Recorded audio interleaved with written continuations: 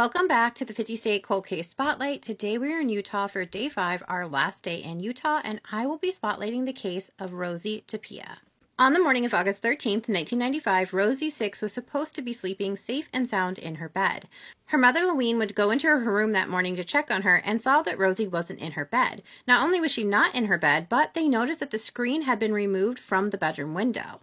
Right away, Rosie was reported missing, and investigators began searching for Little Rosie. Just shortly after Rosie was reported missing, a man walking his dog found a young girl's body in the canal near 1900 West and 1200 South, just a few blocks away from Rosie's home. When investigators arrived on scene, they were able to determine that the remains did belong to Rosie. An autopsy showed that Rosie had been essayed and then drowned. Investigators were able to determine that Rosie was abducted from the family's basement apartment window that faced Redwood Road sometime between 2:30 a.m. and 5:30 a.m. on August 13th, 1995. Rosie's little brother, Robert, 4 at the time, would tell investigators that he saw a man that he did not know in their bedroom that night, and the man had a beard and told them to go back to sleep. Investigators spoke to Rosie's older sister, Amelia, who was 18 at the time, and she told investigators that the day before, a man she didn't know was carrying Rosie towards the apartment when Amelia went out and took Rosie from this man's arms. He knew Rosie's name and told Amelia that she had gotten hurt on the playground slide. Amelia brought Rosie inside the house, and once they were inside, Rosie told Amelia that she didn't get hurt on the slide, and she didn't know this man, and she didn't know why he knew her name. Despite Amelia telling investigators about this unknown man, they would wait 15 years to ask her to sit down with them and help create a sketch of the man that she saw that afternoon. Rosie's case would go cold, and her family say that the city and investigators have been less than helpful and forthcoming over the years. They ended up having to hire a private investigator to help them get information from the investigative department because now there is so much friction between the family and the department that is investigating Rosie's case. Rosie's mother said investigators told her that they're not giving up, and throughout the years, she hasn't felt like the family has had a lot of help from them, and she just wants to see justice for Rosie.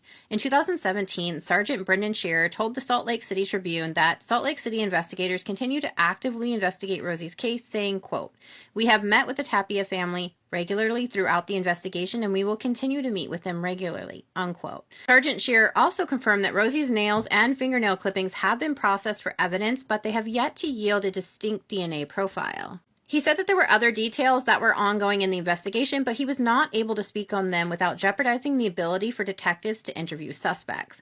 In August 2022, Rosie's family announced that the reward for information to help solve Rosie's case went from $35,000 to $100,000. Rosie's family believes that the person who abducted and murdered Rosie lived in their apartment building and knew their family. Rosie's family is asking the community to come forward with any information they believe could help in Rosie's case, no matter how insignificant they may feel it is. Rosie's mother told KSL TV News in 2024, quote, "That's all we need is one phone call. All we want is closure for Rosie and for myself and why they did it," unquote. Rosie's family, along with their private investigator, Jason Jensen, who is the founder of Utah Cold Case Coalition, have established a website with information on Rosie's case that you can visit to learn more information as well as submit tips at whokilledrosie.com.